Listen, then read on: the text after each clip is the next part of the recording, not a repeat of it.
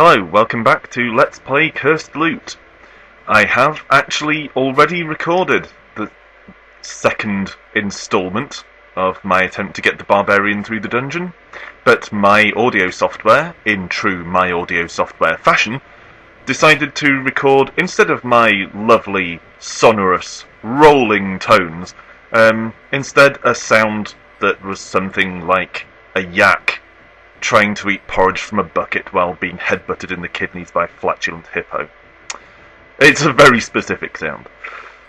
It was not pretty, and unfortunately Cursed Loot, being a true, proper, old-school, hardcore roguelike, has permadeath, so when my character's dead, he's dead. So unfortunately I don't have a chance to have a second go at capturing my barbarian's grisly and embarrassing demise on camera, so we'll just have to press on with a new character and hope for the best. So far this Let's Play hasn't gone tremendously well. Well, we've already had the barbarian berserker, actually. My mistake. Well, the tinkerer went extremely badly. Let's start with the goblin, because he regenerates health from the beginning, and I don't think I've ever played as him. So, let's get this going. Ha! Oh, I'm not reading this aloud. Some goblin thinks our goblin isn't good enough for his daughter, described using an adjective that I don't even want to think about. Pfft. I'll do that bit. Pfft. I make big gold and open big shop. Oh, God. So you're heading off into the dungeon in order to open a shop. Well, you know best, I suppose. But I don't see this business having much success in its first couple of years. Okay, let's open the chest. That's pretty lucky right from the outset. Health potion and 100 gold pieces. That is lucky. Mystery scroll, some gold, kill some rats. Business as usual so far. Oh, some armour. Fantastic. Oh, rags. Less fantastic. Okay, well, we're already wearing rags, so another set of rags doesn't really do us any favours. Oh well. I think it's a little racist to assume that the goblin, unlike the other characters, starts wearing only rags. I'm sure there are some wealthy, influential, well-dressed goblins. Okay, level up. Oh, the goblin's very balanced. He doesn't have much of anything, but he has no luck, so let's put a point into that. And because I don't know what dexterity actually does, one each into defense and damage. The even-handed approach, which very rarely works out in RPGs. We'll see if this is any different. Okay, go across here. Secret door. All good stuff. Now let's head downstairs. There's really nothing else on this first floor. And here we get our usual letter from the evil and unforgiving management telling us how awesome we are and how evil the dungeon is. I read that in a dramatic voice a couple of videos ago, so let's skip it. Oh God, we're hemmed in. Get away! Mystery event. What is it? Pair of giants dozing peacefully upon the floor. Between them we spy a goblin, one of our kind, tugging at one of the giant's pockets. I don't know, I'll sneak up on the goblin. I don't know what I'm trying to achieve, but let's see. You carefully pick your way toward the goblin, but his unfortunately large goblin ears pick up on your approach. The goblin whips around and considers you for a moment. Then, with a wink, he presses his forefinger to his lips. Okay, I'll help you rob a pair of giants. Okay, he half-inches an amulet and a ring. Which one shall I take? Ring or amulet? Ring or amulet? Amulet. Bit of neckwear. Okay, let's see what it is. Luck +2. Considering the goblin has no natural luck, and we've only so far put 1 point into his luck stat, that's actually quite nice. Luck is quite a nebulous stat. It's not at all clear what it does. But in most...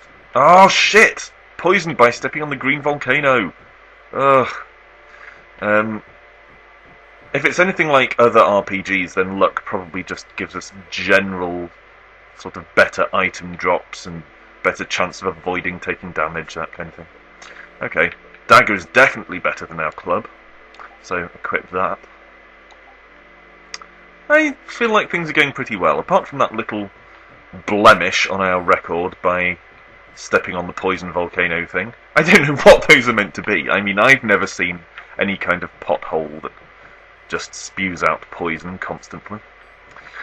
But I suppose it's a dungeon. I've never been in a dungeon either, especially one that has green stuff growing in the walls. But I feel like we're doing pretty well. We've got some equipment and some handy items and things, which is better than we've done in the last couple of videos. Let's head down, level 3.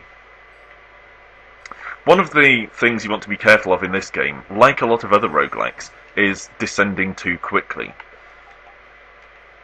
You don't want to go diving down the exit stairs as soon as you see them, because chances are you'll be... Oh, we've got some skills.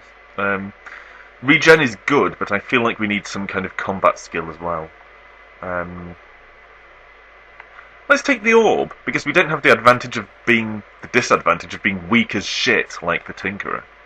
So let's take that and give it a proper test drive.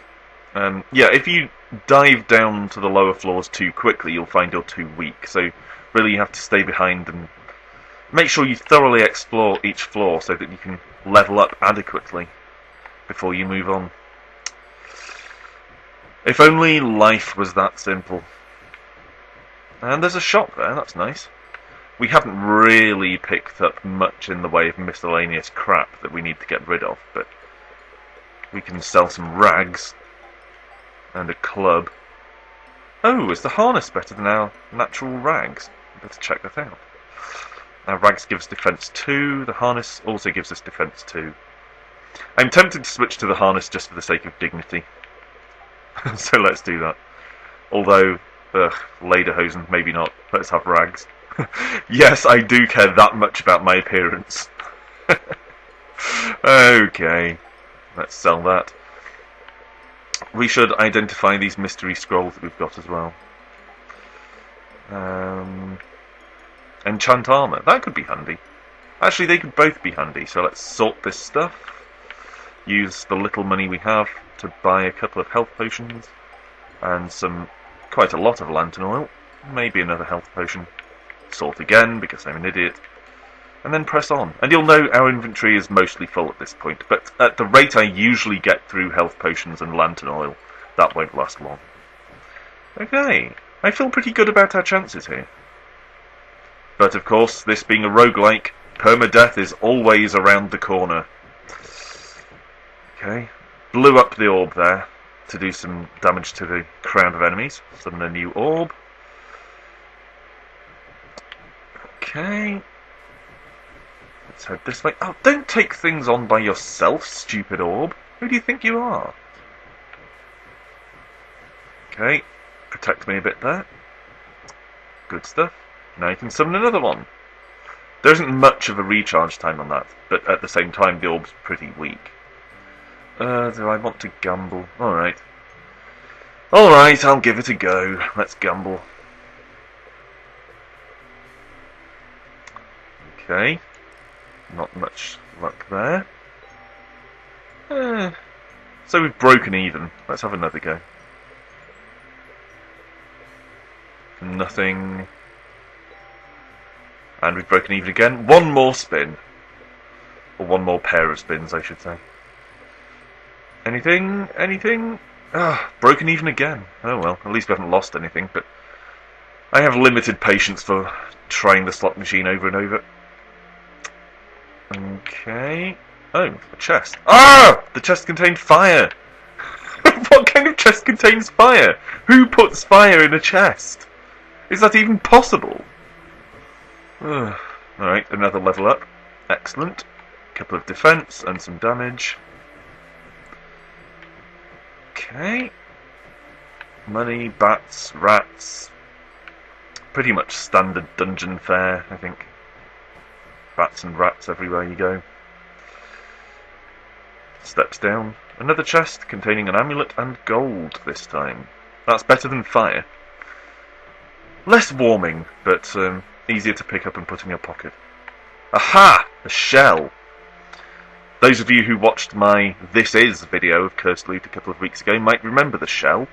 Basically, this throws you into a forced scrolling side-on platform section that gives you a free opportunity to get some money. But when you finish that section, it drops you down to the floor below, so you should make sure you've finished with the floor you're on before you try it.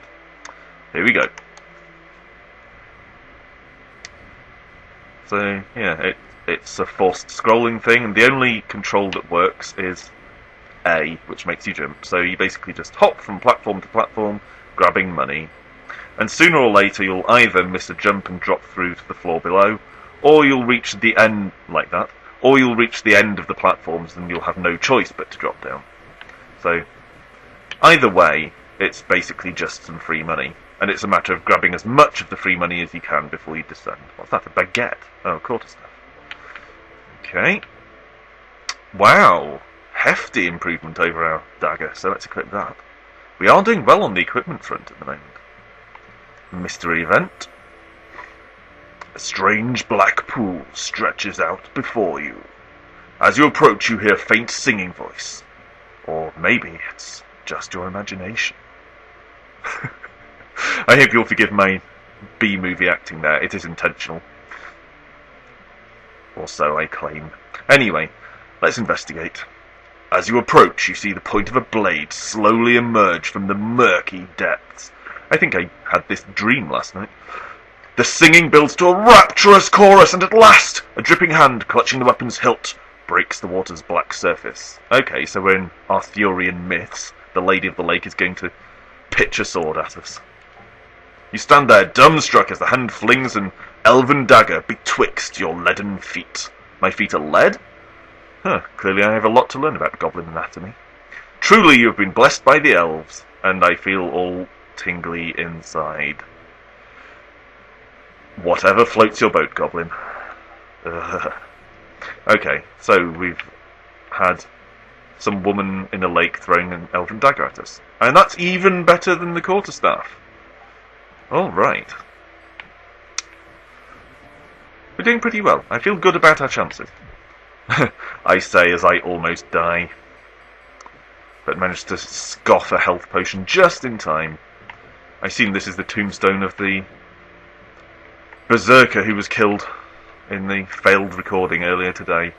What did he leave at his grave? A dagger. Pfft. I've already got better kit than that, I'm afraid. Okay. I seem to be taking quite a lot of damage, which is disheartening. Oh god, get off me! Grr. Okay, oh shit. Well, I leveled up just in time. Okay, couple more in defense, one more in damage. Hopefully this will avoid an embarrassing death like the berserker had. Okay, there's the stairs back up to the previous floor, which we didn't take because we came down through the shell-based platforming section. I'm not sure why that's represented by a shell, but there you go. We seem to be losing visibility quite a lot. Do we need to refill our lantern? Oh, it's down to 28%. We probably should refill it. Here we go. Use. Now you can see the lamp in the bottom left is back up to 100%, and we can see much further.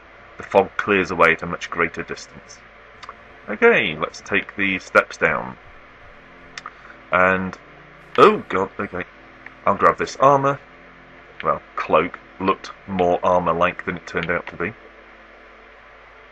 No, that's no better than our rags.